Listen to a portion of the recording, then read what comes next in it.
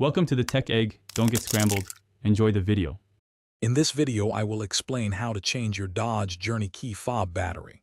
First, you'll want to identify the correct battery type, which is typically a CR2032 coin cell battery. Next, gather your tools. A small flathead screwdriver is usually all you need. Finally, locate the emergency key release on your fob, slide the tab, and remove the physical key. This step often reveals the slot for prying open the casing.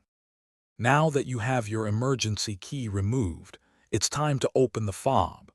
Insert the blade of your small flathead screwdriver into the gap next to where the emergency key was. Gently twist or pry to create a small opening. Work your way around the seam if needed, carefully separating the two halves of the key fob.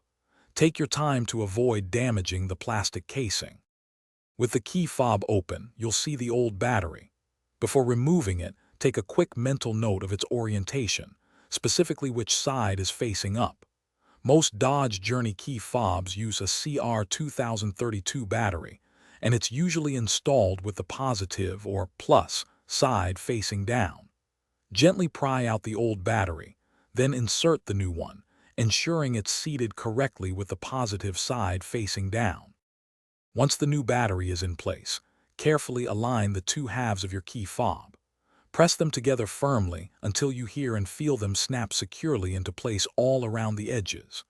Don't forget to reinsert your emergency key. Then, test the key fob's functionality with your Dodge Journey by trying the lock and unlock buttons. For more great deals and to check out the Shark AI Ultra Robot Vacuum, be sure to look for the link in the description below.